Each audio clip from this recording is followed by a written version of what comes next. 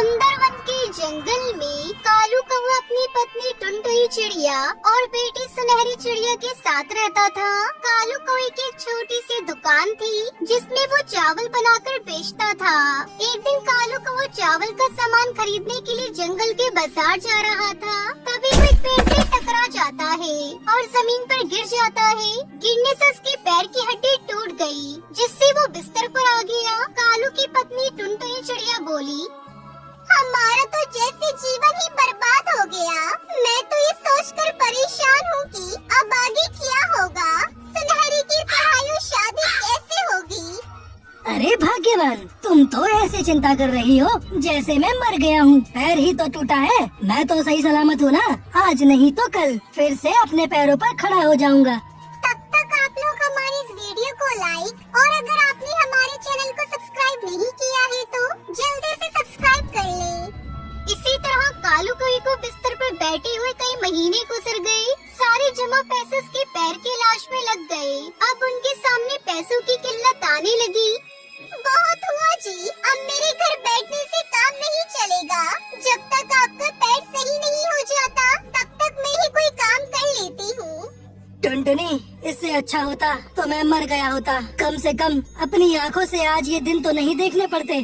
ऐसा मत बोलिए जी, पत्नी तो पति की अर्धांगिनी होती है। इसलिए कहा जाता है कि वो पति के सारे दुख और तकलीफें बराबर बांटे। मैं कल ही कहीं कुछ काम ढूंढती हूँ। अगले दिन से टुनटुनी पूरे जंगल में घूमती है, लेकिन उसे कोई काम नहीं मिलता। टुनटुनी थक हार कर वापस घर आ जाती है और अपने पति कालू से कहती है, सुनिए जी, हम कोई ऐसा काम नहीं कर सकते जो बैठे बैठे हो जाए। हाँ टुनटुनी, मुझे थोड़ा समय दो सोचने के लिए। हम जरूर कुछ करेंगे, तुम परेशान मत हो। तभी मम्मी पापा चिल्लाते हुए उनकी बेटी सुनहरी चिड़िया घोंसले में आती है। पापा पापा, मुझे 100 रुपए दो, मुझे पिज्जा खाना है। बेटी, तुम्हें पैसे चाहिए। तुम जानती हो ना, मेरे पैर में कब से चोट लगी हुई है, इसलिए कहीं से पैसे नहीं आ रहे हैं। तुम अभी 20 रुपए ले लो। पापा, जब आप छोटे थे तो दादी आपको 50 पैसे देती थी। फिर आप 50 पैसे में आप पिज्जा कैसे खाते होंगे। नहीं बेटा, हमारे जमाने में पिज्जा नहीं होता था। हाँ, जब भी कुछ ऐसा खाने का मन होता था तो अम्मा आटे का चूर चूर पराठा जरूर बना कर खिला देती थी। पापा, ये चूर चूर पराठा क्या होता है। बेटा, जिसे तुम लोग चूर चूर नान कहते हो ना, उसे हम चूर चूर यानी खस्ता पराठा कहते हैं। कालू कौवे की बात सुनकर सुनहरी चिड़िया जिद करने लगती है कि हमें भी वही वाला पराठा खाना है। अरे ये तो पगला गई है, और साथ में आप भी। घर में इतनी तंगी है और आप इसे चूर चूर पराठा खाने की बातें बता रही हो। अब खुद ही भुगतो। कालू कौवा परेशान हो गया। सुनहरी को कैसे मना करूं? घर में घी है न तेल, फिर कैसे बनेंगे चूर चूर पराठे? अम्मा तो उनमें बहुत घी तेल लगाती थी। सुनहरी, तुम बड़ी हो गई हो, कम से कम बात समझने की कोशिश करो। घर में घी तेल खत्म हो गया है और खरीद कर लाने के लिए भी पैसे नहीं है। टुनटुनी चिड़िया घर के हालातों से बहुत दुखी थी। वो बेचारी क्या करती। कालू को चलने फिरने तो लगा था, मगर अभी वो कोई काम करने लायक नहीं था। चल सुनहरी बेटा, तुझे यहाँ कुछ नसीब ना होगा। चल, कुछ दिनों के लिए मैं तुझे तेरी नानी के घर लेकर चलती हूँ। सुनिए जी, कुछ दिन वहीं रहूंगी। अगर मुझे कोई काम धंधा मिल गया तो वापस आ जाऊंगी। आपके लायक तो रसोई में राशन है, समय से खाना बनाकर खा लेना। और हाँ, दवाई भी। कुछ दिन सुनहरी के साथ वहाँ रहूंगी तो हमारा खर्चा भी कम होगा। इतना कहकर टुनटुनी चिड़िया बच्चों को लेकर अपने मायके चली गई, लेकिन कालू को बिल्कुल अकेला रह गया। वो मन में सोचने लगा, आखिर सुनहरी अपनी नानी के यहाँ कब तक रहेगी? उसकी स्कूल की पढ़ाई भी छूट रही है। कोई न कोई काम तो करना ही पड़ेगा, लेकिन ऐसा क्या करूँ जिससे पैर पर कोई दबाव न पड़े। इसी तरह कई दिन गुजर गए। कालू को याद आया कि उसका एक दोस्त चूर चूर नान का ठेला लगाता है और दिन भर में उसकी हजारों रुपयों की बिक्री हो जाती है। फिर कालू को वो सोचने लगता है, क्यों ना मैं भी चूर चूर नान का ठेला लगाऊं। मैं तो चूर चूर नान अपने माँ के बनाए पराठे जैसा बनाऊंगा और जंगल के पक्षियों को खाने में बहुत मजा आएगा। अब जल्दी से टुनटुनी को बुला लेता हूँ और उससे सामान मंगवा लेता हूँ। अगली सुबह टुनटुनी चिड़िया सुनहरी को लेकर वापस अपने घोंसले में आ जाती है। टुनटुनी, मैं तुम्हें चूर चूर नान बनाना सिखाता हूँ। मैं तुझे बताता जाऊँगा और तू बनाती जाना। ठीक है जी, पहले हम एक नान अपनी बेटी को बनाकर खिलाते हैं, फिर वो बताएगी कैसा बना है। उसके बाद दोनों चूर चूर नान बनाने में लग जाते हैं और वो दोनों नान बनाकर सुनहरी को देते हैं।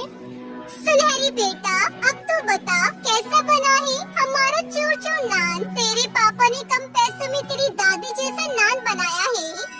सुनहरी चिड़िया चूर चूर नान खाती है और अपने माँ बाप से कहती है, अरे माँ पापा, ये तो पिज्जा से भी अच्छा है। अब हमारा ये चूर चूर नान पूरे जंगल में मशहूर हो जाएगा। अगले दिन से दोनों चूर चूर नान बनाने का ठेला लगा लेते हैं और कालू कौवा टुनटुनी चिड़िया के साथ मिलकर चूर चूर नान बनाता है। थोड़े दिन में ही उनके ठेले पर कई पक्षी आ जाते हैं और उनके नान खूब बिकने लगते हैं। ये देखकर टुनटुनी चिड़िया कालू कौवा बहुत खुश होते हैं। टुनटुनी, तुमने बहुत अच्छे से नान बनाई है। देखो, अब जंगल के सारे पक्षी नान खाने हमारे ठेले पर ही आते हैं। ये सब तो आपने ही किया है। आपकी वजह से मैं सब कर पाई। अब हमारी सारी परेशानी दूर हो जाएंगी।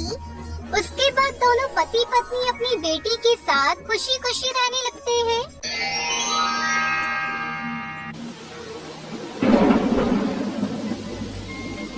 सुंदरवन के जंगल में कालू कौवा अपनी पत्नी टुनटुनी के साथ रहता था।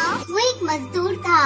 दिन भर काम करने के बाद उसे जो पैसे मिलते थे, उसे वो अपने दोस्तों के साथ मिलकर शराब भी उड़ा दिया करता था।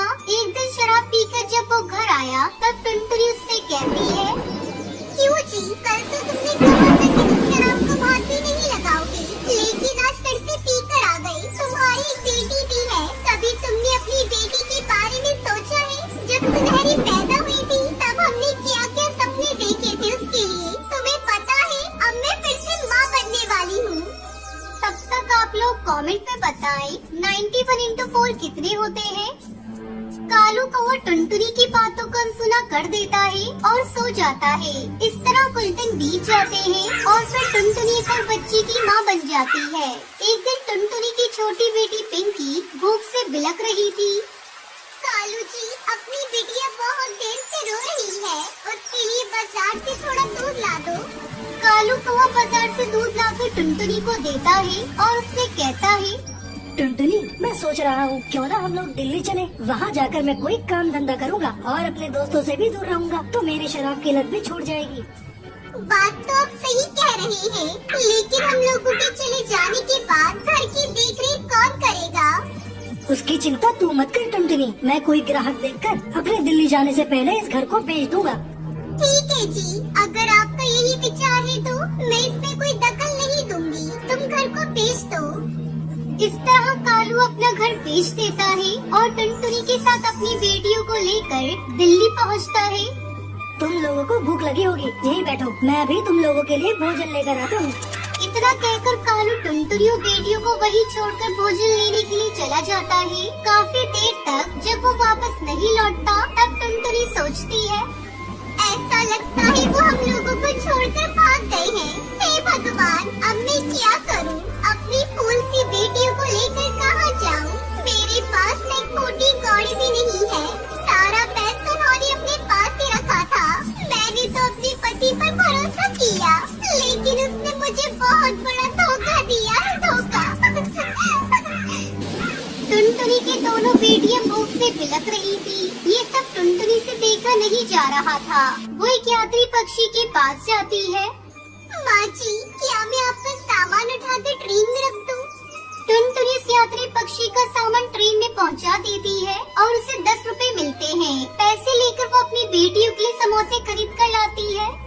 ये लो मेरी बच्चियों, इन समोसों को खा लो और यहाँ पर बैठना। मैं आज से स्टेशन पर कुली का काम करूँगी और तुम दोनों को पालूंगी। मम्मा, ये समोसा तो बहुत ही स्वादिष्ट है। आप कल फिर से इसे लेकर आना। नहीं पिंकी बेटा, रोज रोज समोसे खाना अच्छी बात नहीं। मैं कल से तुम लोगों के लिए भोजन बना दूंगी। चलो तुम दोनों यहाँ आराम करो, मैं काम पर जा रही हूँ। बेटा सुनहरी, तुम बड़ी हो, तुम पिंकी का ध्यान रखना और यहाँ किसी बच्ची से ज्यादा बातचीत मत करना, क्योंकि हम लोग यहाँ किसी को नहीं जानते। ये शहर भी नया है और ये जगह भी। और अगर तुम्हारे पापा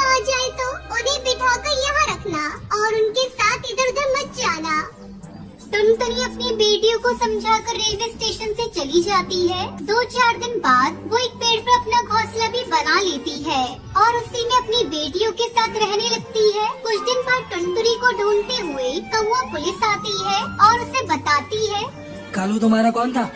जी वो मेरे पति थे। हम गांव से अपना घर बेचकर शहर में काम की तलाश में आए थे। अच्छा, हमें ये बताते हुए बड़ा दुख है कि उनकी मौत दिल्ली की सड़कों पर दौड़ती हुई डीटीसी बस से हो गई है। उनके पास से कुछ पैसे मिले थे जो हम आपको लौटाने आए हैं। टुनटुनी इन पैसों को ले लेती है और उसे कालू के जाने का बहुत दुख होता है, लेकिन वो करती भी क्या, इसलिए वो कुली का काम करके बहुत खुश थी और खुशी खुशी अपनी बेटियों के साथ रहने लगती है।